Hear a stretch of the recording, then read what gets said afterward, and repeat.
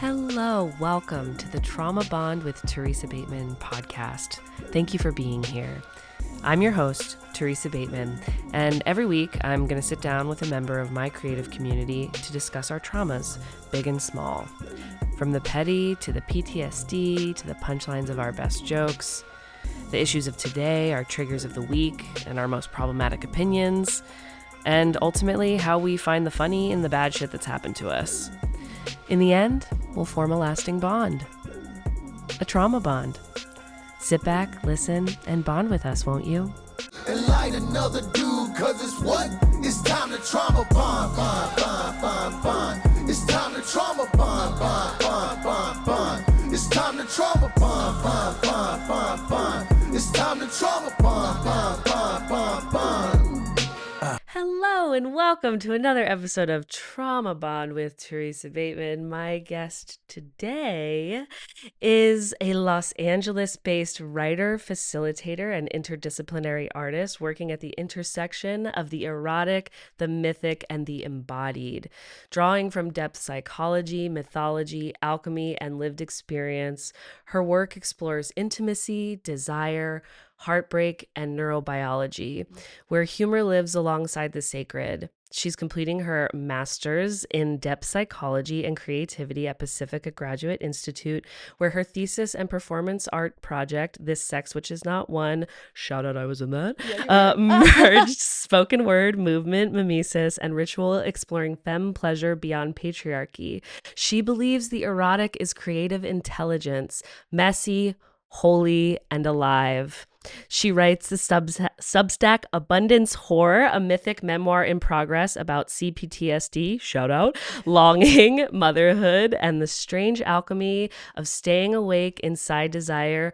Please join me in welcoming one of my favorite people, one of my beloved dance community members, somebody I love so dearly, Arrowyn Ambrose. Yay! Likewise. Yay! I'm so happy to have you. How are you doing today? So I'm okay. Yeah. Yeah. It's been a year. It's the end of January. It's already been a Feels like year. it's been a year. Yeah, Really. truly. I'm like, and this, I mean, obviously was like that last year too with the fires. It's just like, Yes. can we ease up on January? Is a bitch. It's a bitch to Been get through. Bitch. Yeah. It's fucked me up. I know, God, it's awful. It's really heavy month. I was like feeling it so much, especially last week was my dad's like death anniversary. And I always forget but like, the body remembers. So it's one of those things where I'm like, almost every year I'm like, why do I feel such shit? Like I'm so upset. And then it was like, girl, this happens every year. And also I just think coming out of the holidays, there's just I don't know. It's such a, cold, dead of winter month. It's like, it's hard. always like, it's also as well never meant to be the beginning of a year. I know. So like, I think our DNA remembers that spring makes sense when we would begin again, when we would rebirth, when we would start over. Yeah. The arbitrariness of January 1st, from a Gregorian calendar sense, is kind of doesn't vibe in my body. Because it doesn't make sense. Yeah. I know every year it's like, let's hit the ground running in January when it's cold still and we should be like hiding from the hibernating. world. Yeah. I could have fared so much better if I'd stayed in a dark cave for all of January. No, truly. That's how I feel too. I'm just like, I think so many people probably also have that in their bodies and they just are good at shoehorning capitalism into their lives because we've all been taught to do that from birth. But it really is so unnatural. I'm like, it's still getting dark early. It's still cold. It's still like the nature is still in this reset period. Yeah. So why the fuck are we like trying to... No, and you know what? Because you said since birth too, I was thinking about babies and like as a mom with a young child, the whole time change thing too. Like talk about fuck with parents. Truly. Or fuck with babies. Like it just makes no sense. It makes it's so disruptive. It's so disruptive. I know, and we voted against it like years ago, and then they were just like, whatever, we're gonna keep torturing everybody. Never changed it. They never changed it. I'm like, every year. I'm like, can we just like, I don't Pick a know, lane. pick a lane? Like, I personally obviously want to be the spring forward, stay there because I want the light to be out as long as Yes. possible. But I'm Yes. also like, if you really are weird about it, let's just like meet in the middle between 30 minutes or something. I Right. don't know, and just keep it there forever. It just doesn't ever do anything but fuck everybody Yeah. up. It It's serves like, no purpose. it serves no, it Especially really, with, I guess it was about shopping, maybe somewhat, but people shop online now, so yeah. nobody's going. I remember learning it was something about farmers, but I'm like, why would it being dark in the morning when they have to get up make it better for them? Like, I don't Yeah, understand what's going I I don't don't understand understand either. what's going on. Okay. I mean, we have talked about a few things that could be considered this, but maybe do you have something else that you would consider to be your trigger of the week? Anything that's really Oh God. pissing you off, grinding your gears, bugging Dismissive, you? avoidant men Yeah, that's classic. or people or partners. Yes. Yeah, I think that without, like, I don't want to diagnose, I don't love identity diagnosis politics. Yeah. And I do think that can happen with attachment theory for sure. That can be overused or weaponized. Mm-hmm. And at the same time, I've had recently a few very striking, and the best way to say it in shorthand is dismissive avoidant experiences, because Mm-hmm. you all kind of know what I mean if I say that Yeah. without having to explain it. But it is such a, for someone who's skewed, more preoccupied, anxious, Yeah.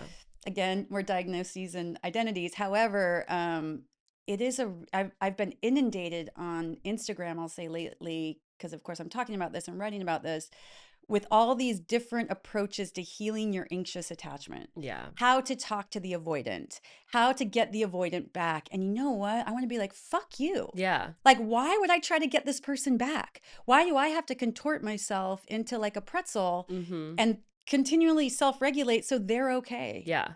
And so that's what my Substack piece was. It's like, no, it's not okay. It's not It's okay. not okay to treat humans like that. No, and it's not okay to like make that person have to do all of the emotional labor, Yes. all of the labor period. Like, I'm not only self-regulating me, I'm trying to also coddle you and make sure that you feel like, I don't know. I think everybody gets so scared and then they shut it's really so exhausting, especially when you're trying so hard to be like, "No, it's literally okay. Yeah. It's literally okay. Just And I like think, let's just talk about it." right. And I think most of us are interacting on a spectrum of that, right? Like, Yeah. you're never all one thing. And with different Totally. people, I'm secure or I'm Yeah. avoidant. But Mhm. I will say, like, an awareness of that, an ability to talk through it. Like, I did have not handled myself perfectly in any of the situations that I'm dealing with, Yeah. but I'm open to repair. I'm open to mitigating and working on self-regulation when I'm Yeah. anxious and pausing before responding. But you can't be the only one doing that. Exactly. It has to be like we're meeting in the middle. It has to be like we're both trying Yeah, and open to,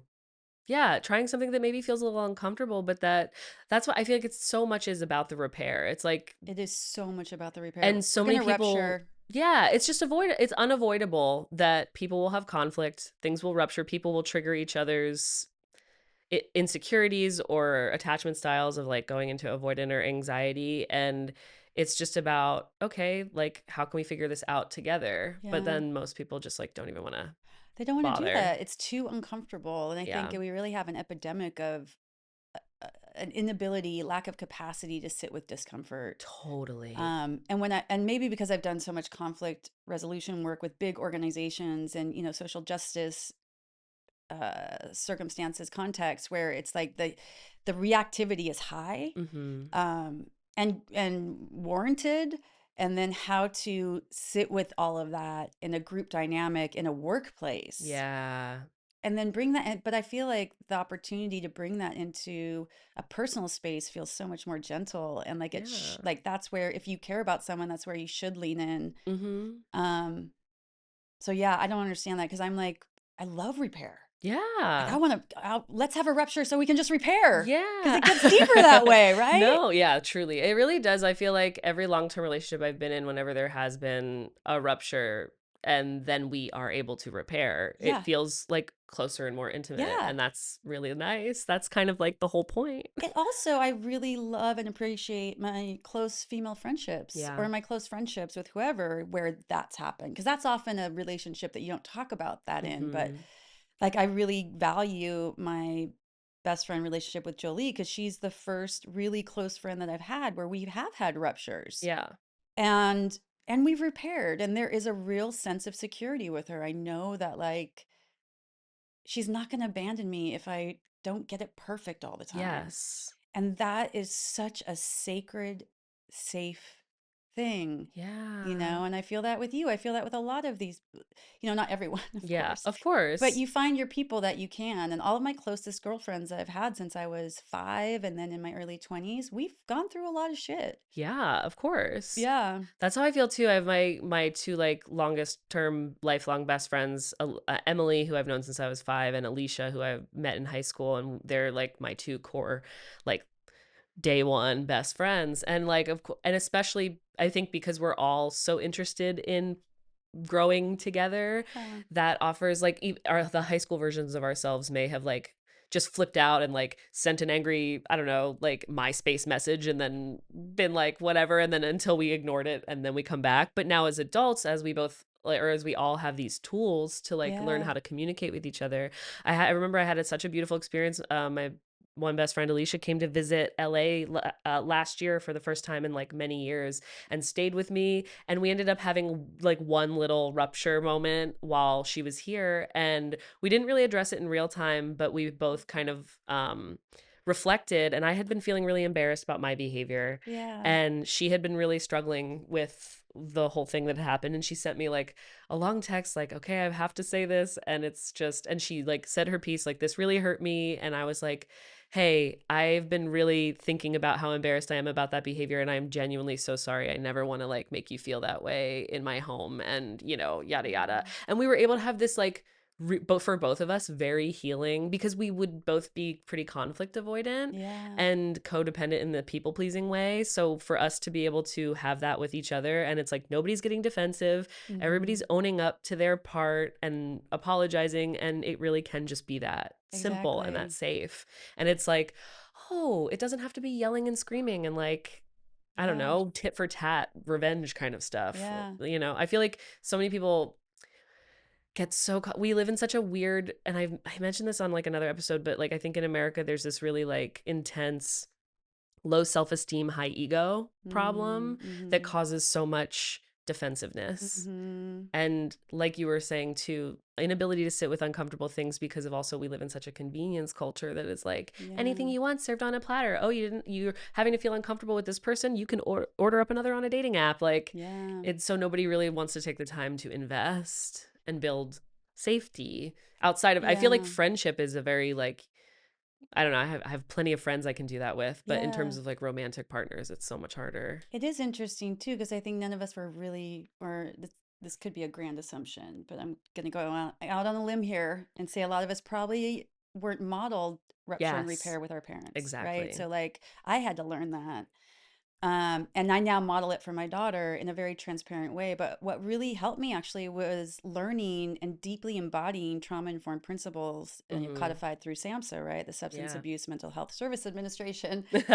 And like having to say that so many times. But like really those 6 principles as a way to move through the world aligned with a self awareness of my stress state and responsiveness to that in present time has allowed me to be the parent I never had. Yeah. And I can tell with my daughter that I'm transparency is one of the principles, right? So I'll come to her and say, you know what, I really fucked that up. Yeah. As a mom, I'm sorry. I got that wrong. Yeah. How can I do better? Hmm. And that's kind of my approach too. I had that actually I work with young men out of probation in wraparound services once a week. And I do that in that group too. Like I'll be like, Mm. oh man, I really fucked up. I Yeah. just said something really fucking stupid. I'm Yeah. sorry. And it builds trust, right? It builds Yeah. trust. And there was something else. Yeah. And it's interesting too in group dynamics, because we were talking about community before we started this, but like I'm not afraid of rupture in community. Yeah. And I've noticed that in our group chat that like Hmm. there's been a rupture and people have sidelined and come to me because they don't want to address anything in the chat because they're Yeah. afraid of something happening, which I understand. And I want to be like, but it's, what are we so afraid of? And I think when you talked about the ego, Mm-hmm. shame, Yes. like the sensation of shame, this is what happens for avoidance and for anxious people and for all of us. Shame is a searing, palpable, visceral pain Yeah. in the body. And like if and I will run from that and I will act on it in a split second without any capacity to pause. Yeah. So like really understanding shame as a driver of a lot of addiction, a lot of behavior, a Mm-hmm. lot of attack, like it really, like how do we learn to sit with shame? Yeah, it's It's really, really hard. and I feel like we live in such a shaming culture too, which is why it's such a problem because at the end of the day, I think when people are in this place of shame shutdown, it becomes, oh no, I'm going to lose my place in the community. I'm going to be shut out from people that I love. I know I felt that from, like, we had a moment where I said something in the group chat that I felt weird about how it came off because I didn't realize Oh that it yeah, came yeah. off like, because I just said it as like a response to what in my brain I was responding to your first question, and then I went, whoa, at the time that just like, so then I sidebarred with you to be like, hey, sorry, that felt really weird. But I was in a shame spiral for like a Oh full day yeah. about it, thinking Yeah. like everyone's going to hate me, everyone's going to think I'm a bad person, everyone's going to cut me out of I'm going to be out of the community that I love so much. And it's And like, that's a real fear because as yeah, mammals, yeah, there is a biological need to belong. yeah, It's like we will die on our own. mm-hmm, You know, neurobiologically, what we're yeah, being sort of what our body's telling us if we risk any sort of rupture in a group, it makes sense, yeah, right? And I feel shame spirals like at least yeah, once a day, yeah. It's if so, not more. yeah, no, truly, it's so, oh my God. If I could, like, every time I'm overthinking a thing I said that I went, wait, did I say that? Did that come off weird? Can we just turn the brain off I know, sometimes? Like, I just truly. would love, I mean, that's what drugs are for, right? But like, Yeah. since I don't partake anymore, I have to live with it and Yeah. find, and that's why dance is to me like dance and co-regulation with my community members, my Yes. friends, and my cats, my 3 cats that won't let me Mm. pet them. And my daughter is really like finding the things that do help the brain Yeah. stop ruminating and obsessing. And I swear, like dance class, I don't, it is the best medication I've ever I complete found. I completely agree, of course. Yeah. And that's where I've I had written an essay about dance and my like experience in that space, and it really truly is just the one place where I'm fully present, because you Mm-hmm. have to be. You're in a room with all these people. You are having to be aware of your space around you so that you're not like hitting people or bumping into them. You're having to pay attention to learn choreography. You're having to try to move your body in the way that you're learning the thing. And that's why I try to encourage everyone I know, even people who are like, I'm so scared to dance, or I don't think I'm a Yeah. dancer, I'm not very good. I'm like, it literally doesn't matter.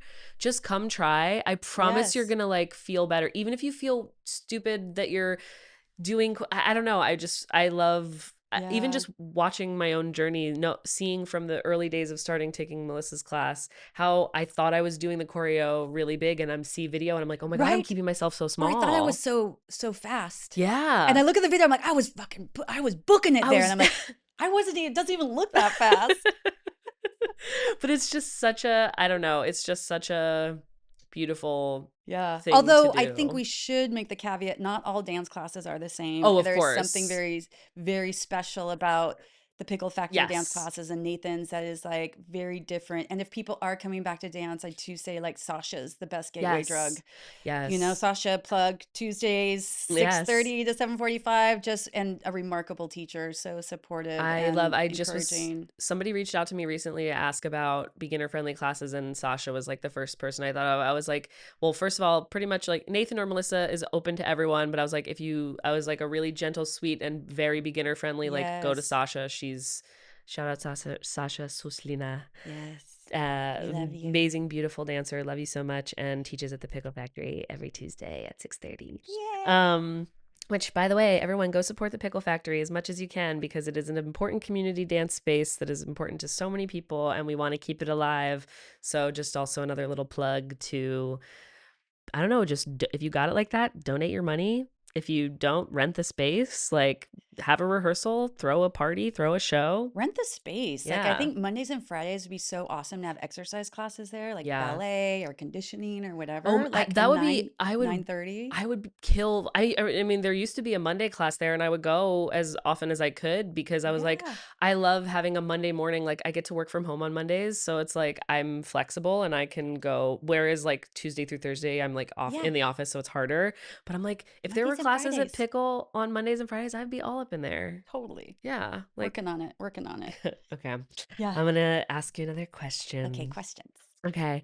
Can you think of a time where you were, I don't know, in a group gathering, a party of some kind, and you wanted to tell a story and you were excited and you thought it was going to like really win the room over, but it actually kind of killed the vibe and everyone's like, wait, that was actually really sad. Are That's you like okay? all my stories. That I is knew you'd have some. constantly how I Yeah. feel. I'll be like, yeah, and then this happened, and my brother did this, and blah, blah, blah. Isn't that hilarious? And people are like, that's abuse. Yeah. Like eyes glaze over. I think this one maybe, or this is one that I was thinking about for the other, but like a specific story. If you got one, hit us. Yeah, I mean, sometimes I think about, I wrote one down. This is perimenopause. Um, First thing I ever wrote about my mom's vagina is really sometimes I think it's hilarious, right? Yeah. That like my mom, you know, had talks about her wild vagina all the time or did in front of my Mhm. brother's girlfriends or in front of my friends or talked about like having herpes or all these things that like are wild. And Yeah. I tell them because to me they're hilarious. Yeah. And yet I see in people's faces just this like, oh, Yeah. I'm so sorry, and especially I think talking about, yeah, just growing up with a mom like that and a brother. And yeah, I know that wasn't a great story. Oh, it's totally fine. I Yeah. mean, that's also kind of like it's kind of tied to like the other question I had of like is something that you thought was really common as a kid growing up, but then you got older and you realized like maybe that was actually kind of weird. Oh yeah, like my whole childhood Yeah. again, but like I had this so my family was very so at the dinner table. My older brother is a very unwell person. Hmm. And he had an obsession with sex and his feces and all sorts of things. Oh, So he and my mom would often sometimes at dinner be talking about the best lubricant to have anal sex with his 16-year-old girlfriend. that is insane. And I was like, this is not normal. No. Like this is not normal. At the time, you're like, is this normal? Right. It's like that's your whole That's all you know. But experience. looking back now, I see so many things like how he used to pin me down and try to give me the brown eye Oh no. or pin me down and drip loogies and then suck them up and I'll Ugh. always get it. And just, Ugh. a lot of the things like growing up with him, I thought it was just him being gross and funny and just, oh, that's I was always like, oh, it's just being funny. But now and honestly, only now in the last, I would say probably 6 months, am I really sitting with how abusive all that Yeah. actually was. I experienced sibling abuse. Yeah. And I'll just say it's brought me to my knees in a lot of ways of the healing because I always just Yeah. thought he was just gross and funny, but now I talk about things that he did and it's like, no, that's not okay. Yeah. It's so hard with a sibling because it's like that's a person that, in theory, should be your ally in everything because while no two children have the same exact experience of their parents, there's definitely still there, at least like hopefully when you have difficult parents, there's some sort of allyship in like dealing with that. But instead, it's like this thing where it's like even more just a black sheep, like putting you in the position of like a black sheep of the family, Yeah. which really, I was the one always saying, this doesn't feel right. And then I was yeah, told I was crazy or I was a prude yeah. and yeah, and he's 21 months older than me. And Like Irish we're like Irish twins. twins. And we were Yeah. very close when we were young. And then my mom left my little brother's father, and that's when he sort of fell out. We moved to Laguna Beach. Hmm. And he started running away from home and doing drugs at about 12, 13. And I Mm, was, 11, 12. And then he would give me all the drugs. mm. and just be not a good older brother. Like, Yeah. yeah. And it was funny because I was actually telling some things to the group of men in the workshop Hmm. yesterday, no, Wednesday. And I loved it because I was just like, yeah, he used to do this, he used to do that. And they were like, that's abuse, miss. Like, it was pretty cool to see Yeah. them reflect that back to me. Because, Yeah. sometimes when you grow up with something, you're like, I don't know, but it is that telling the story. I think that's why we're storytellers. Yes. And I do remember the first time I read Penelope the Pussy out loud to a group 20 years ago. I remember writing it and crying in certain parts and then laughing in other parts. But when I Hmm. read it out loud to an audience, people cried when I laughed and laughed when I cried. Oof. And that was fascinating. So And then fascinating. having women come up with tears in their eyes and be like, thank you so much for writing about this. Like, you just told part of my story. And Yeah. I was like, holy shit, like, this is way different than a guest spot on Charmed. Like, this is like, I'm really liking this. And I had my hands read not long before that, and they really encouraged me to do a writing workshop because they're like, oh, you're a writer with a message to deliver. I'm like, no, I'm an actor. Don't you know I was on One World?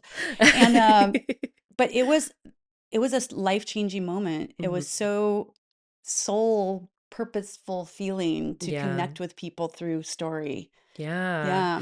It's so interesting because I've also had this kind of like actor to writer trajectory in my life. Like, I don't really actively act much anymore, though I do kind of want to get back into it now, especially since this Sex Which Is Not One, because I feel like Yeah. that really reminded me, like I've been doing stand up for so many years, but that felt more, it was both like, it was everything. It was like Yeah. we were doing all these things that we love. We were writing our own stories and we were speaking them out loud and we were also putting movement to it.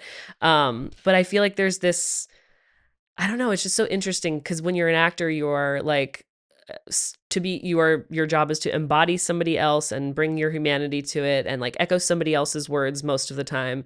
But Hmm. then you get used to that and you feel like, oh, I'm just kind of like this human prop sort of. And Yeah. then it can be so powerful to like take that power back and be able to like tell your own story. I think it's really, I would love to act again if you invited me to, but yeah. you couldn't pay me to audition again. Right. That's how I feel too. I'm No. kind of like, I don't want to play the game of like Oh begging to be God, no. chosen. That doesn't interest me Headshots. at all.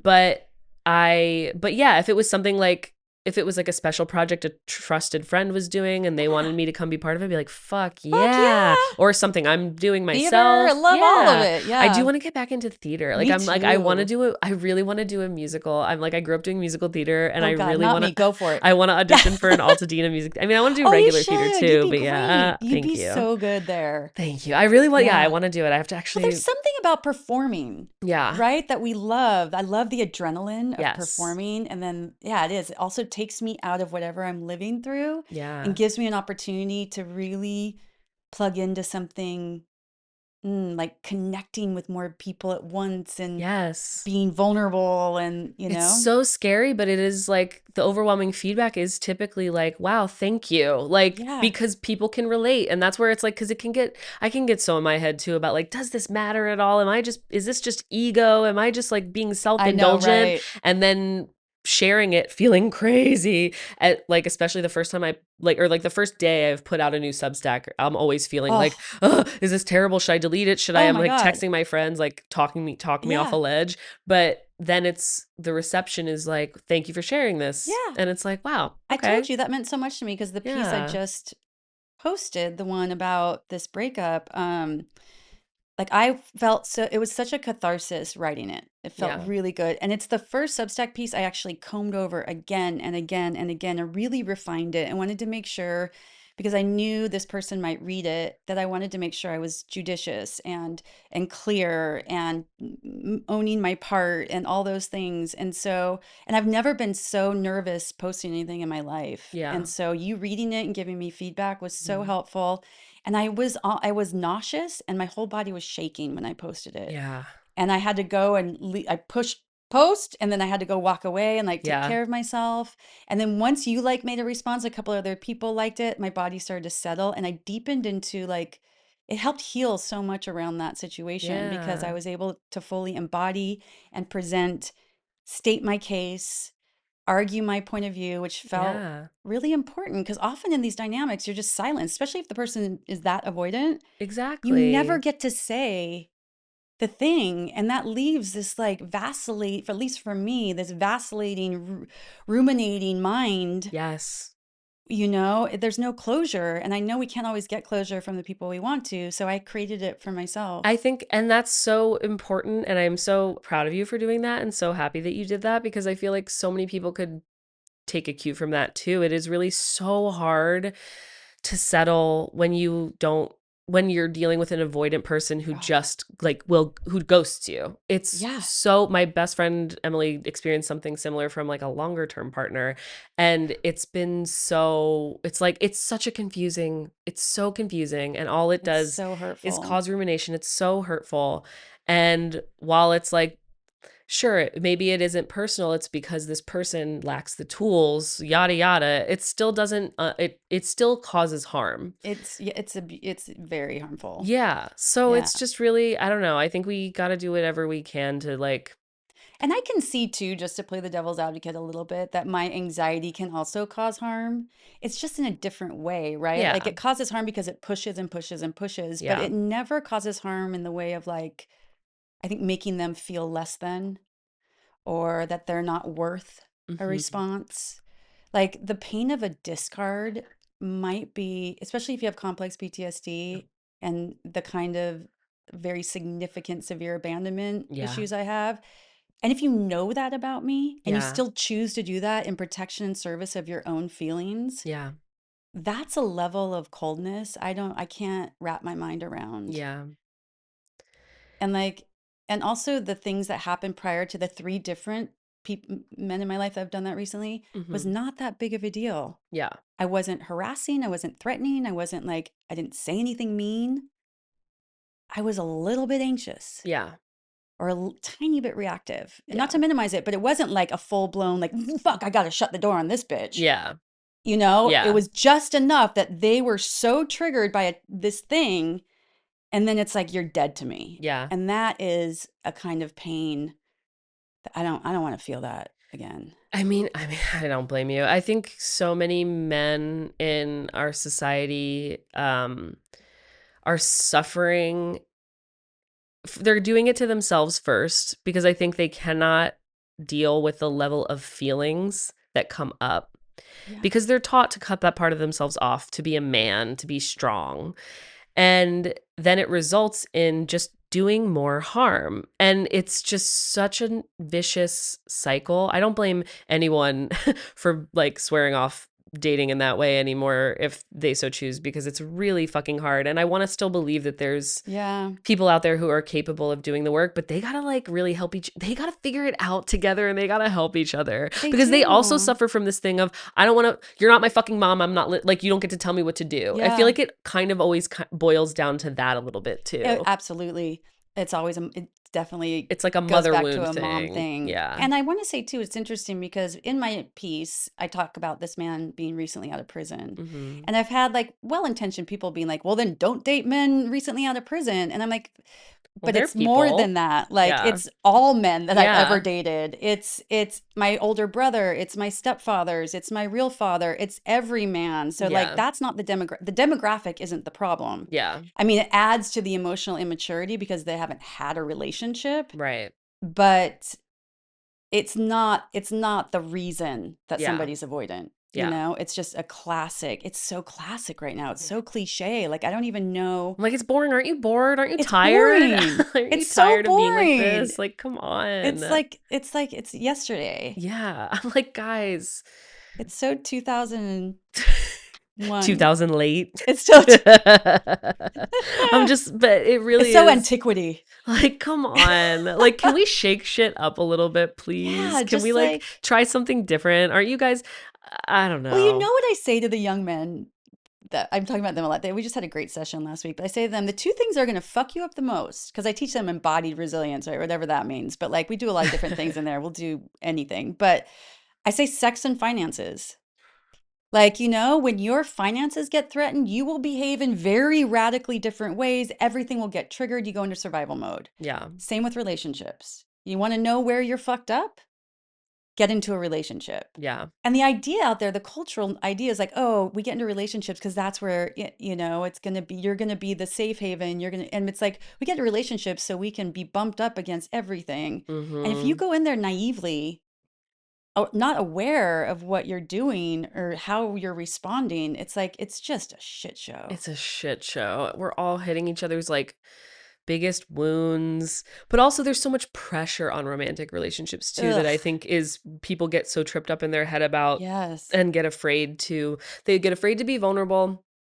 But it's also like, oh, there's this like societal idea of like that person has to be your everything, your only person, your only one you tell. It's like, no, actually, Do you love is read? expansive and we have Yeah. community and we have friends and we have so many different Relationship avenues. Yes, anarchy. relationship anarchy. I've been talking about this a lot lately. I'm like, Yeah. fucking, there is no hierarchy. Yeah. There does Because, not need to be a hierarchy. Like, yes, yeah. maybe the fact that I want to have sex with you makes it that I want to like be around you a little more, have you in my house or something. But like, Yeah. that doesn't mean there needs to be this pressure of like this person to be your Well, everything. I love to, Alan de Botton. I hope I'm saying his name. Mm-mm. He's on the School of Life, and he has a great book on relationships, Mm-hmm. and he talks about how the romantic idea of love, that you pick a partner for love. His whole thing is you're going to marry the wrong person, Yeah. no matter what. There is no right person because they're Yeah. always going to disappoint you. They're Mm-hmm. always going to fuck up. You're going to be like, this was the wrong person at some point in your relationship.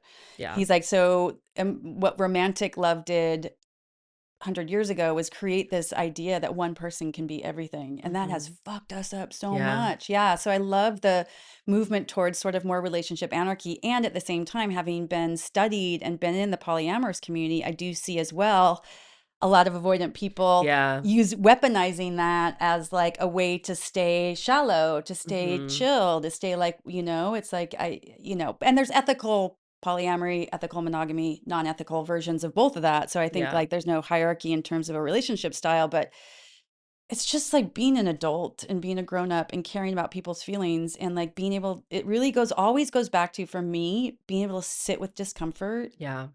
and work through it. Yeah. And also just know it is inevitable. People will disappoint you, people will hurt you. And that doesn't mean it's intentional. That doesn't mean that there's just so many ways about how we build relationship dynamics or how we're taught to Yeah. that are so like, it really just doesn't have to be like But you know what this. this guy said too when I started dating him? Like the first night we kissed, he's like, I'm afraid I'll disappoint you. Ay, And I was like, I'm going to disappoint you too. Yeah, I got yeah. this. Like, that's not a deal breaker, Right? Like right? we're Like, I human expect you to beings. disappoint me. Yeah. But if he'd said, I'm going to discard you and ghost you when your needs get too much inconvenient for me, Yeah. then I'd been like, oh, hard pass. Right.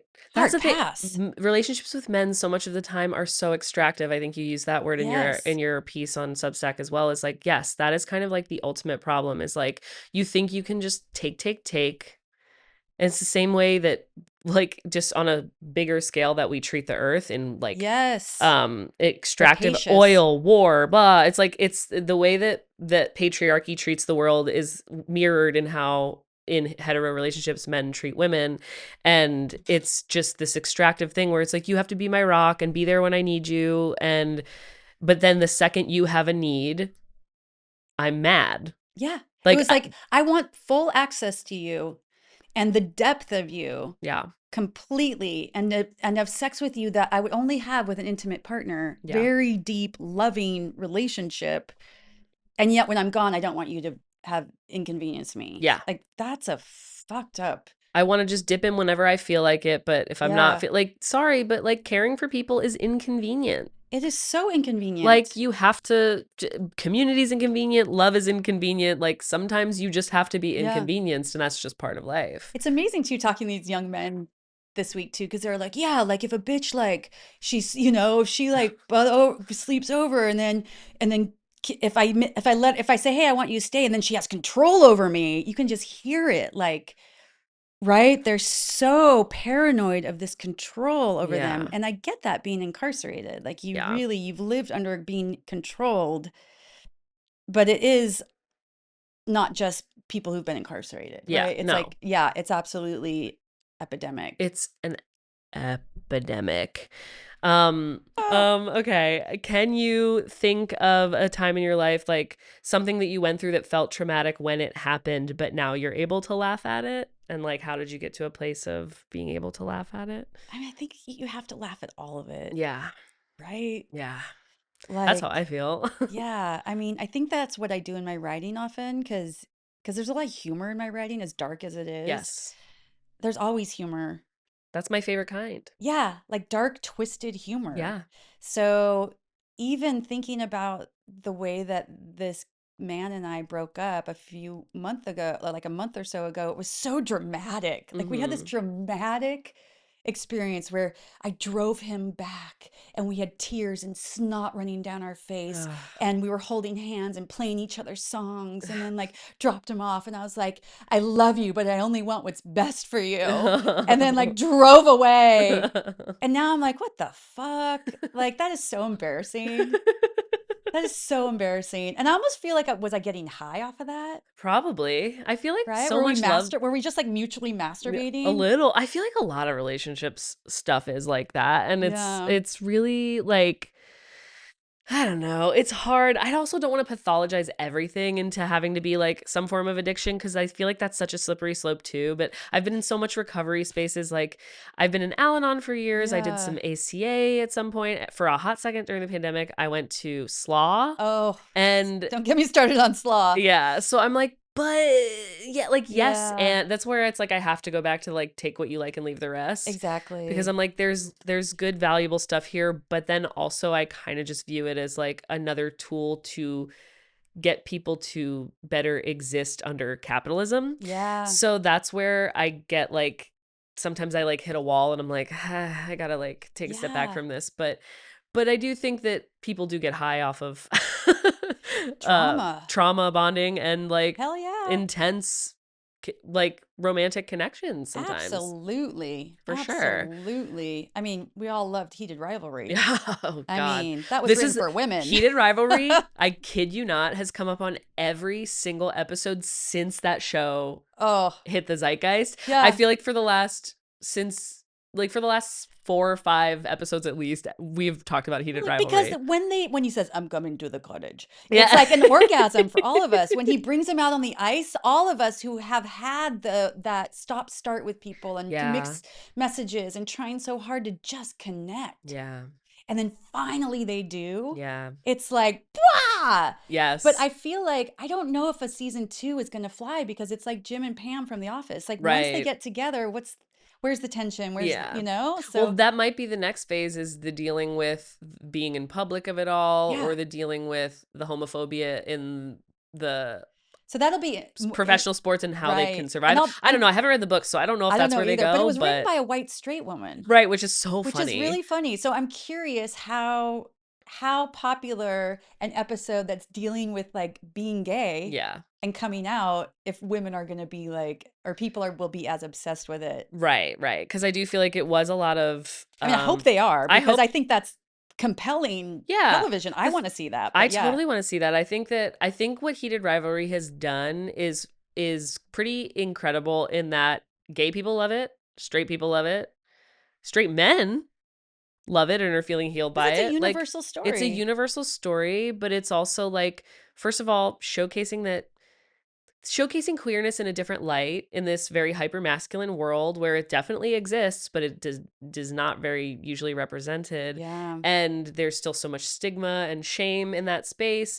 And so also just showcasing that, hey, two fucking hot guys having sex Oh. is hot. Oh, I've always Even loved for- gay porn. Even for Sorry. straight people. Yeah. That's what I'm like, that's what I mean is that everybody is so much more fluid than they think or Yes. realize. And no matter who you like to have sex with or whatever your preferences are, it's hot watching hot people have sex, like across the board. Absolutely. And like, and also just seeing like, I don't know, also seeing two hypermasculine men being tender with each other, being Oh, able to yeah. communicate their feelings. It's And like getting triggered and not dealing with it well and coming Yeah. back, but they end up together. Yeah, it's like it really is Yeah. such a beautiful, I don't know, it's a beautiful thing. And I'm really happy it exists. And we're going to forever be Heated Rivalry stands on Yes. this I wore a podcast. t-shirt of them kissing in the hockey Yes. thing to my 14-year-old daughter's volleyball tournament. Yeah. It was the wrong crowd. Ah, oh no. Definitely. We're like, and I'm like, hey, what? And we're gonna clip that part. Yeah. It was the wrong crowd for the heated rivalry shirt. One of my coworkers wore it to the office last week. I'm coming to the cottage, and it was Oh, like I was like, hey, Ricky, love this shirt, man. And he yes. was like, and then everyone in my team started like taking photos of it. So So cute. I cute. love it. And I'm like, should I get one? Was it a targeted ad from Instagram that Oh you found? yeah. Yeah, And it was so cheaply made. I got taken. of I got course. fleeced Of hard. It's course. like an iron-on patch. It's so bad. It is so bad, but I love it. I'm not going I to give up. Yeah, I'm not whatever. giving up. I mean that doesn't surprise me because I got, oh my God, sorry, that reminds me. I got targeted during COVID, like height of COVID lockdown. I got scammed so bad on an Instagram targeted ad. Instagram ads are dangerous. Be They're aware. so dangerous. They get me all the time. Yeah. But the other thing you said that I wanted to say, what I really appreciated about the performance art piece that we did, that you were a Yeah. part of, This Sex Which Is Not One, was I loved having like Danny's story in that Yes, me of a queer too. man's first time having sex with a man, Yes. or ever, I think.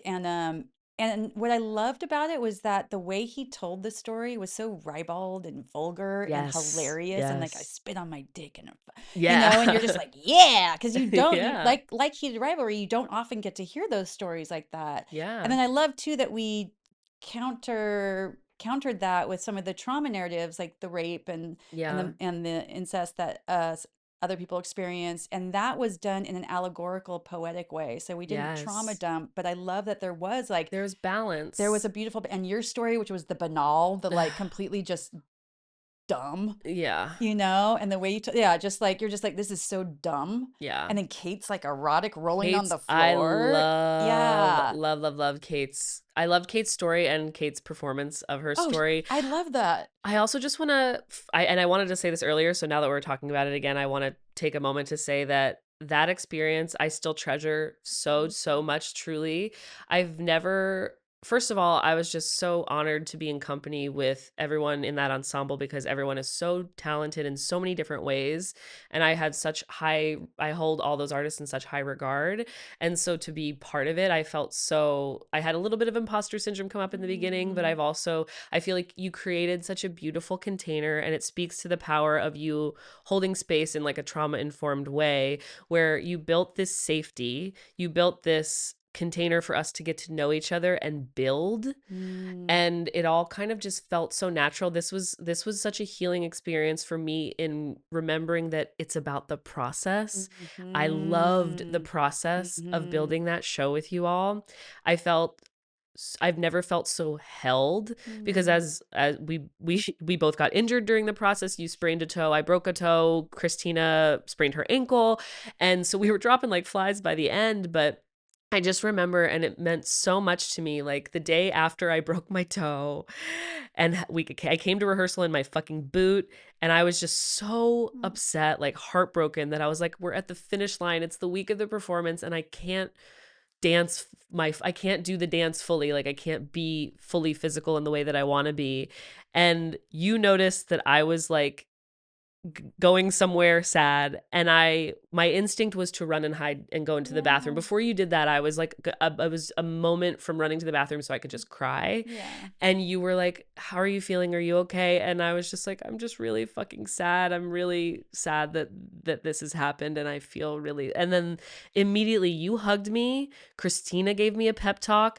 Danny was like, how about we do this? Everybody came just immediately with ideas on how to still include me Yes. in, and changed the choreography to work with all these injuries that we were dealing with. And it was just truly like one of the most healing experiences in terms of being in an artistic community and space, because I don't know, in the comedy world I had gotten to such a point of feeling like, ugh, fuck all of this, fuck any Yeah. kind of pursuing of performing arts. And then this experience really, I feel like, I don't know, it really was so special. And also all my friends who came to see it were like, this was amazing. I want you guys to like Mm. do this for longer, do it more, like build it. And it was just Yeah. It chef's was kiss, amazing it was a experience. remarkable experience for me as well, because like I've never done anything like that. Yeah. I mean, I've taken groups and made choral poems and all that, but never like a group of artists that, it was always youth that I was Yeah. working with. So to take a group of 7 adult artists, Right. accomplished people in different areas and ways and say like, can we do this? Like, I just had a vision. I was like, somehow this is going to happen. But I am so process oriented. And I think that's Yeah. why relationally, I get that in community, in relationships, we're in process. Yeah. And it's always moving and changing. And if I'm only thinking about the end result, so I never really like the end result was like whatever. To me, I just wanted my looking back, what I learned from that was so much. But one thing, I wanted more time with everyone. Yeah. I Me wanted more too. time. And then it also really fucked with my narrative of being broken and unlovable at the end because so many people showed up. Yeah. And the way you all rallied in and said yes to it, like it Yeah. was just a life-changing experience. I Truly. can't wait to tell you about my idea for Desert Trade because Oh, I'm it so is excited. so nerdy I and I'm can't. so excited. Yes, Arrowyn got accepted to an artist Yes. residency, Ryan Hevington's artist residency this year, which is Yeah. so exciting. If you don't know, Ryan Hevington is an incredible dancer and choreographer. And he has this residency space out in Joshua Tree, or is it 29? I don't know, I don't 29 know. Palms, Something's whatever. out But there. Arrowyn's going to be part of Does that it? this year, and that's so exciting. And I cannot wait to see what you create in that space. It's so Yeah, I exciting. just got inspired by a 17th century manuscript that I want to use as Ooh. the foundation. Wow. See, like you amaze me in so many ways because I'm like the depth of knowledge that you have and the like expansiveness of knowledge you have of just so many different things. I'm always like, I think me and Hillary were talking about that once. We're like, she's like so fucking smart. How does she know so much? This is crazy. I feel like Sometimes I how wish does I your was brain hold it I all? wish I was less. No, you're Arrowyn fucking That's Ambrose. right. Don't forget That's it. fucking right. Yeah. Okay, I'm gonna ask you another question. Can you look back on any time in your life where you were exhibiting behavior that you thought was normal, but now you look back and you're like, whoa, I was going kind of crazy? Oh, that question. And it's also any of these questions, it's okay if you don't, and it's also okay if you want to adapt them to something that you do have a story for. I'm I always mean, open to evolving. I feel like I mean, there's one where I was like, oh, I was really going through it there. Yeah. Like that was really hard. I mean, it all feels really hard, Yeah. honestly. I've had a lot of significant uh what's the word I want to use? Challenges, and they're all relational, right? So like Yeah.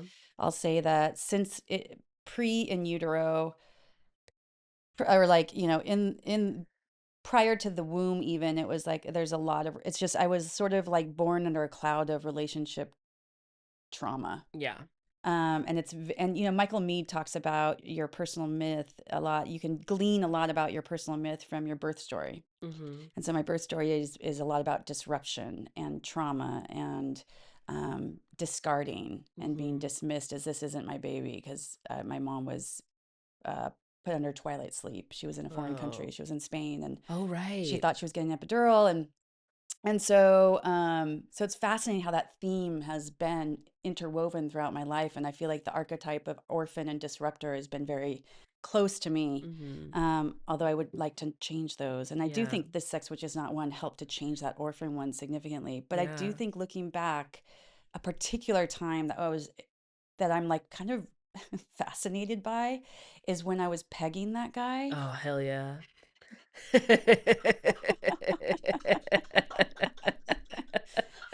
And yeah, Al, right? producer Ali Jordani losing her absolute fucking mind over in the corner over there. And it always comes back to pegging at the It end of the does. day. It always will always circle We because always circle back to go pegging. back to pegging. Yeah.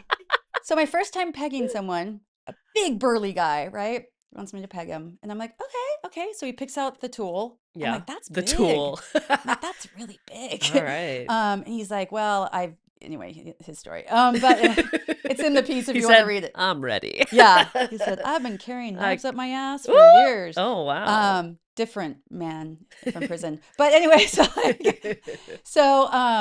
but he wanted to be pegged. So I'm pegging him and I start to get this stomach ache that I've had. So I have had this chronic stomach ache since I was 12, this like Mm, kind of high. I thought it was just bad gas. yeah. And then about a few years ago, it started to get like, it would attack me for 20 minutes. And I'd be on the floor shaking and vomiting Oh, and sweating, but then I'd be fine. So I yeah. was like, oh, it's just really bad gas. Mm, And then finally my dear friend Jolie was like, you might have a gallbladder stone Yeah. ish situation. And I was like, just getting that figured out, doing all the tests at Kaiser. And then I'm in this pegging, my first pegging, maybe my only pegging experience. And as we're starting to do it, that pain starts coming up. And I was like, oh no, like this is really Not bad timing. now. Like, Yeah. oh, and then I was like, do I stop? Like, but I'm like, endure. Like you just get her done. Push Like I through. gave my Yeah. word, so I'm just gonna get this shit done. We're gonna get there. I'll deal with my stomach after, because priorities, you know? Yeah. So while I'm pegging this big burly dude with his knees up by his head, I'm experiencing like mind numbing pain. And I'm just acting, I'm faking it, Yeah. I'm just like, oh, this is great. And I'm like, Yeah. whoa. And then afterwards he passes out, falls asleep when he's had his moment. And I am then like for the next hour vomiting and taking baths, and it's getting worse. It's the worst it's ever been. Oh God. And finally I go to him and I go, hey, like I have to go to the ER. I'm not okay. And he's like, text me when you get there, babe. Ugh. Yeah. Fuck off. Fuck Exactly. off. Fuck off. So I drove Text me myself. when you get there. The fact that it Yes. doesn't even occur to them. Didn't even occur. And I drove myself, and it didn't even track because I was in so much pain. I'm like, okay, yes, I will. Fine, great. Yep, I'm like, my whole thing was like, just get to the ER. Yeah. So I get there, and basically what had happened was I had a gallbladder stone escape, and in sight, severe acute pancreatitis with lipase levels that they were like off the charts. Normally when people come in for that, it's at like 400, 500. They're like, you're at 1600. How are That's you even insane. walking? That's insane. Yeah. And then they put me in, they took it out like 2 days later. So it was like, when I look back at that, Yeah. there's so many things to unpack, Yeah. but like that ability to just get through it, like, I don't know. Like, Yeah. I feel sad that I didn't take care of myself. Like, Yeah. it's hilarious, but like pain and pleasure and like, and I did have an orgasm, like, but it's so confusing. It's But it's so like, that is my confusing. life. My life Yeah. is like, I'm pegging some guy and I have pancreatitis, and yet I like have the biggest orgasm. So like, Yeah. what the fuck? Yeah. What the fuck, Can I life? only come real hard when I'm like ignoring everything about my health? Yes. Like what When the I'm fuck is happening? dissociated and in some Yeah. weird fantasy. Truly like what the fuck? God, do you There's know who I'm so jealous of? People are like, I can just have an orgasm. It's so easy for me. oh my God, yeah. That's not something that I understand personally, but It makes me angry. oh yeah, I can just come just from penetration, no big Yeah, deal, like right away. You're like, are you a yeah, fucking alien? yeah, I've heard about that from maybe like two people in my whole life. yeah. Or when people are like, just use the wand. I'm like, that thing is painful and it's mean. It's angry. It's angry at my clitoris. um, oh my God, the pain and pleasure of it all. I have so many feelings. We're gonna get into another question real quick. Do you have anything that you would consider to be interesting or weird coping mechanisms that are your go-to Oh, when you're going through stuff, or yep. things you would suggest, or yeah. I don't know if I'd suggest it, but I definitely have a coping mechanism of like compulsive masturbation. Yeah, so fair. Yeah. So fair. I used to be in that space too. Now I'm almost like in a point where I avoid, like I almost like never masturbate Yeah. It goes in anymore. stages. It depends. It's like, yeah, I don't know. I don't know what it is, but it feels like a blockage or something because I'm Yeah. like, I don't know. I feel like there's a happy medium in between the like Yeah. The constant and the, compulsive. yeah, And yeah. it's weird because I thought I had something called PGAD, What which is is that? persistent genital arousal disorder. Oh. And I looked it up, and I was even in a site for it, but my symptoms are slightly different. Most people, when they have that, they experience pain with sex. Oh, And I don't have interesting. that, but I have like, I think because of the bracing of sexual trauma in my pelvic floor, what I found is that the muscles are pulling down. So I always feel like I have to pee. That's why Oh, I can't drink a lot of water all day, because yeah. I'll just constantly be peeing because it's pulling on my bladder. and it's also pulling, so my clitoris head is like being exposed. Oh, So interesting. that's why the Hitachi wand is like a death Oh sentence my God. because it's already painfully so sensitive. Yeah. But I wondered if that was why, since I was little, and the piece I read, Penelope the Pussy, like it Yeah. became a early coping mechanism for anxiety. And Yeah. I was too young, 3 or 4. I'm not like thinking about sex, Yeah. but I knew if I made myself have an orgasm, I would have a respite of maybe 30 seconds to a minute of not feeling that anxious Yeah. and that like hypervigilant, really hypervigilance more than probably anxiety, just the hypervigilance of growing up and constantly like I was haunted by a ghost and my parents were fighting and my older brother, like all the things of constantly safety was my home was not a safe place. Yeah.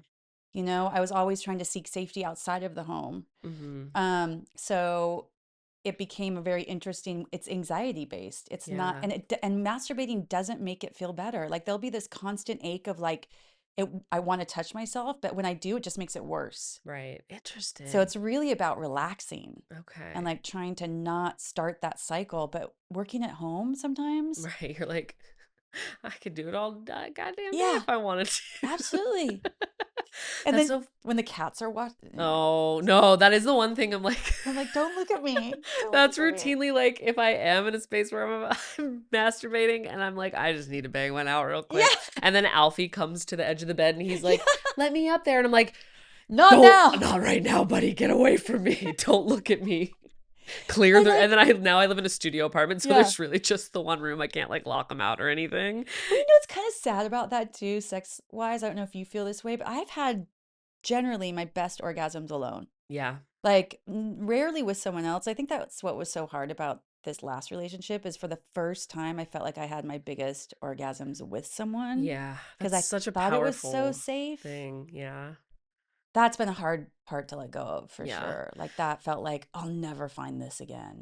It's so hard. I've definitely had some great ones in partnership, but rare. Yeah, Like it's it's definitely very not a rare. guarantee.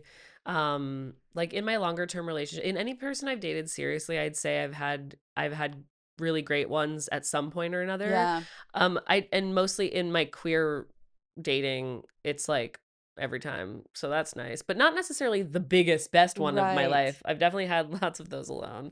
But interesting just too, this like coping mechanism of masturbation. I'm actually remembering like as a kid I also did that a lot. Like Yeah. when I was too young to really understand what I was doing, but I knew that I shouldn't tell anybody about it or like Mm, let anybody see me do it. I yeah, remember it was like after my dad died, I actually like got into a habit of doing that quite a lot, and that makes that sense. makes sense. I'm like, I don't know, whatever way I was trying to regulate You're as like a 9 or soothing. 10 year old, like trying to self-soothe. Yeah, and I'm Yeah. just like, whoa, I'm like, I really was kind of a chronic masturbator child for sure. Yeah. um but yeah, and then having so much shame around it because I went to Catholic school, Oh and God. then learning about that in Catholic school, and they're like, yeah, I don't know, Yeah, there's a lot of stuff about going to Catholic school that really sits with you in ways you don't I'm sure. think about. And then I've had a few people on the podcast who also grew up Catholic will mention something. I go, oh yeah, oh yeah, that. Oh yeah, growing up with like a God that is like gonna punish you for literally almost anything. Oh Crazy. The wow. crazy like psychological damage that'll do to people. I feel like Yeah, I can't even imagine. I was raised, I say I'm a recovering New Age metaphysicist because my mhm. mom left the Mormon church and absconded with me and my older brother when I Wow. was 6 months old and left. I come from like Mormon royalty back in Salt Lake City, Whoa. like my great great great great grandfather's in the book Under the Banner of Heaven, and he was in jail with Joseph Smith. My grandmother and my grandfather on my mom's side converted to fundamentalist Mormonism from just Whoa. devout when she was about 17. She became my grandmother got sealed to all eternity to a dead guy, became his seventh wife. It's a Whoa. lot of My shit God. there. Mormonism is so Oh, so it's intense. so intense. And so my mom left all that, but I think what she replaced that with was metaphysics, New Age metaphysics. So Yeah. it was still magical thinking. It was all Right. spiritual bypassing, magical thinking. It was tarot card readings, dream interpretation. Like our mother-daughter trip, one time we took to see Mafu, an 800-year-old being from the star system Pleiades, being channeled through Penny, and she was getting parenting advice from Whoa. Mafu. My So like God. this was normal. Like this, talk about what's Yeah. normal. I was like, this Right. is You're like, normal, yeah, right? this And is like normal. the Everybody has this. yeah, and there would be seances in the house, and there were ghosts and like weird haunting things. And then I remember like the only kind of religion I was ever exposed to was doing Native American ceremonies co-opted by white men pretending to be shamans. Right.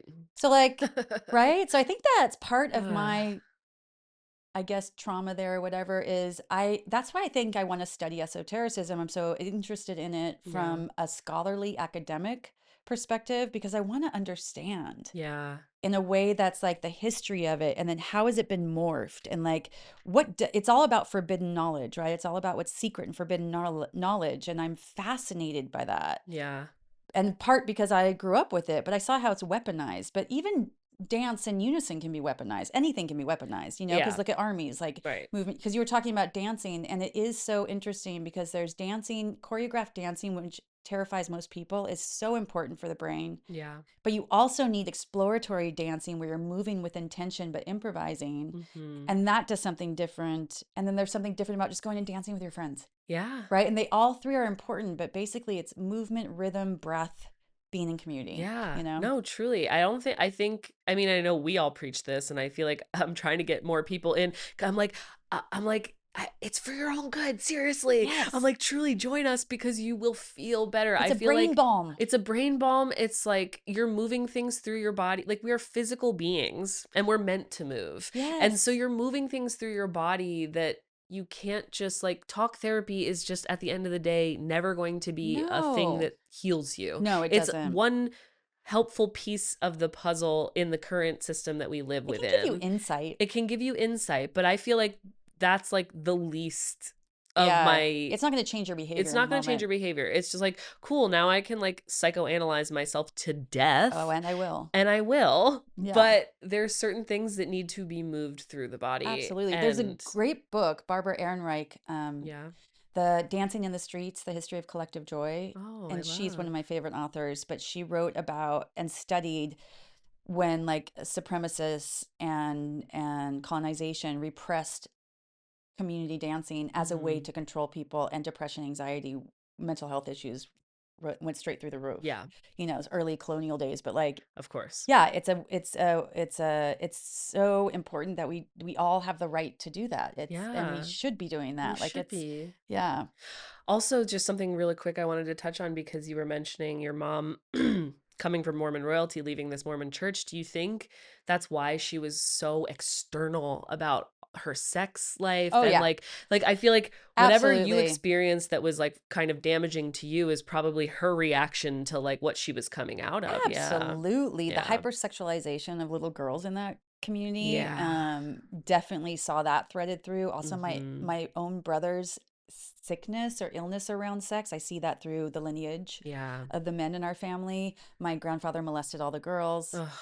her oldest brother, right? Like it's fascinating how these stories replicate, right? And I do feel like aspects of her story were replicated in my life. And I know it's impossible for her to really see that. And I have given up at this point. Yeah. But the thing I'm most proud of, I think, in my life is that my daughter isn't living that. Yeah.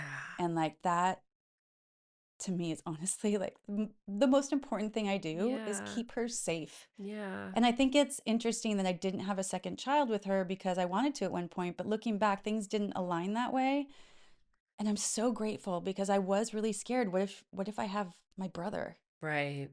And yeah, like I'm just so grateful. My daughter seems like a secure, loved. She's 14. She hasn't been raped. I'm like, fuck yeah, Well, like hey, we're winning we're here, getting, yeah, you we're know? improving, we're breaking cycles. I mean, Yeah. it really hit me and stuck with me too in your last Substack piece that you just put out yesterday. The way that you asked her how she would I respond to know. I was somebody like like, in the situation. She she's like, said, if they're ignoring me, I ignore them back. yeah. I was And like, I Eureka! was like, she got it. I was like, oh, it really is all just about trying to break the cycles however we can. It's I so was like, I can beautiful. die a happy person now. Yeah. Oh, it's so my Yeah. heart. Okay, we're gonna go for our final question of the Okay. day. I'm ready. Do you have anything you would consider to be This is kind of like a pick your poison question now. Yeah, yeah. We've kind of evolved it. Something that you would consider to be your most problematic opinion that you're willing to publicly admit on a podcast, So or many. problematic behavior you engage in Oh. that you think is kind of maybe entertaining for the people when you're going through it, or just something you generally want to like pop off about and like spread the word about to the good people who Well, listen. I don't know. What first came to mind is I'm not a big fan of the Big Bang Theory. Like, I really, I don't buy it. I don't buy it. My brain went to the TV show I The Big know, I'm Bang Theory, sure. and I'm like, my mom loves that show, but Yeah. LOL, that's really funny. No, I've always really felt like it just doesn't make sense to me that there was a beginning and then there'll be an end. Like, to Right. me, what It's it's timeless. timeless. It's this like it's this quilt, right? Like, we are these universes in this quilt that's repeating. And so I really Yes. love, that's why I fucking loved the movie Everything Everywhere All at Once, because Oh, I it love it. really made sense to me. Like, I feel like we are indeed, like, we're different, like, folded quilts, and there are different versions of us in a Yeah. million different ways. I mean, Einstein's stuff, like, it just makes sense. That makes more sense to me. Yeah. um that we exist now in all, like, everything is happening right now all at once. Yes. And at the same time, I hold the both and that, and yes, and we're also living in the construct of late stage racialized capitalism, and like, and we do, there is like a reality. So it, I can't, there is both and of duality and non-duality, but I Yes. have always struggled with that concept that there was this big event that happened Mm-hmm. and then things were created. I'm like, I feel like it just always was happening. Right. I mean, God, we are just one tiny speck of this universe. It actually overwhelms me so much to think about just the expansiveness of the universe. But yeah, I feel like we had to construct a story that made sense to the human brain and how we conceive of time, or how we've been taught to conceive of Yeah. time. That But it's reminds me too, I insane. think, because you just said it's funny, that another controversial idea I have is I love celebrating death, or like talking about death and really Yes. thinking about the fact that we're going to die and we don't know when, and everyone around us is going Yes. to die and nothing is permanent. And to me, that's inspiring. Yes. So, like, I want to do for my birthday, like, and you're invited, of course, you're invited. Yep. But like a death salon where we Oh, go through the nine considerations. Roshi Halifax's nine considerations of death, and you wow. sit with that. And I've led that workshop a lot in different places, but like, it's fascinating to me how people respond differently. But I feel like by sitting with death, I want to live more, Yes. and by sitting with grief, I feel more joy. Yes. So I try to share that, because I had grief circles for a while after the fires, and nobody would come. And I was talking to someone once, and they were like, well, people don't need it. No, they need it. And I was like, no, actually, us running from grief and shame It's the whole problem. is the epidemic we're in, right? Yeah. I can't sit with the grief, or I can't sit with the shame. And culturally, I feel like in our DNA is this need to come together and dance and move in grief and death and Yes. honor those things. And that's how we get to live, fully live Yeah. alive. 100%. I think that the avoidance of death and the denial of death is truly like our biggest problem in our society. It's like such a it's at the it's the reason the tech bros are trying to live forever and Oh make my the rest God, of us Brian Johnson with die. it. God. It's literally so stupid, but I'm with you so much there. I agree completely. I think people need to not only sit with their grief and discomfort, but also let people be with them in Yeah. it.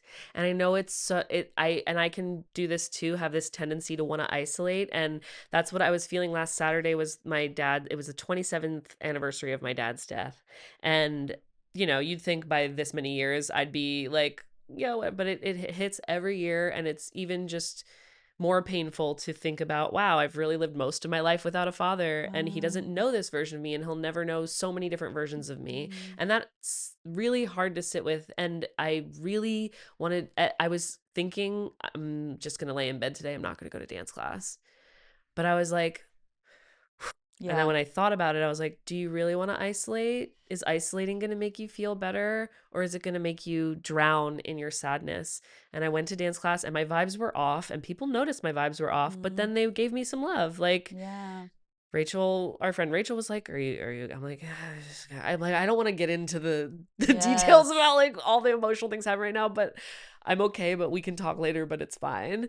And like other people like, and then we're dancing to a song and the first word is dying is easy. And Oh, I'm like, yeah. oh Jesus. But I'm like, I need this. Like I need to move it through my Yes. body. I need to be with these people who I know love me Yes. and just move together. That's like the main thing that almost I can guarantee makes me feel better. Yeah. Same Oh with my going to God. Danny's on Wednesday. I was in an anxiety spiral Yes. and I was like, get me out of the fucking house. You got to go. It's so funny because the last text I sent to this guy that I wrote the piece about, I sent him, oh my God, I sent him FKA Twigs song Cellophane Yes. and then blocked it. Oh, I mean, I've I since saw you dancing unblocked. to it at Niaz's and I Yes. was And like, I then, was thinking of this whole yes. So I situation. then, and I was like, that's so poetic. Yeah. But then I got to dance it in Niaz's class, and her class is like very suggestive choreo. She's like, she just wants you to feel it more. And I cried through the whole thing, but got to embody Yeah. this song that I just sent this person. And like, it was such an incredible confluence of moments that I left feeling like more integrated.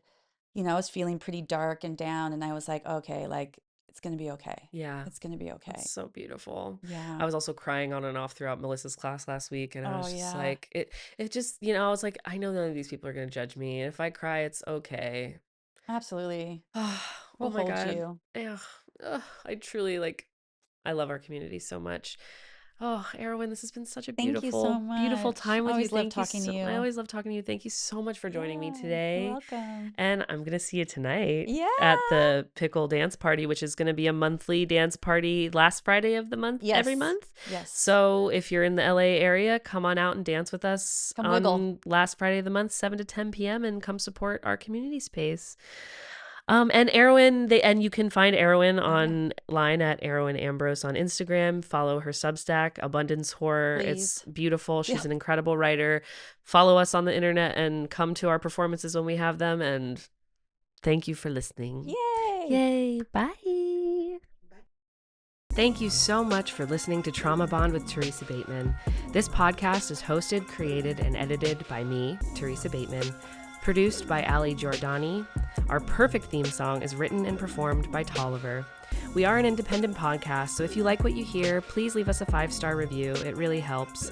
And you can also join us as a paid subscriber on Substack for any exclusive bonus content, or if you just want to support the podcast and what we do. Bye! And light another dude, cause it's what? It's time to trauma bond, bond, bond, bond, bond. It's time to trauma bond, bond, bond, bond, bond. It's time to trauma bond, bond, bond, bond, bond. It's time to trauma bond, bond, bond, bond, bond. Them boys, they love the trauma. Them girls, they love the drama. NB just slapped my mama. Oh God, here comes the karma. Let's go. It's time to trauma bond, bond, bond, bond, bond. It's time to trauma bond, bond, bond, bond, bond. It's time to trauma bond, bond, bond, bond, bond. It's time to trauma bond,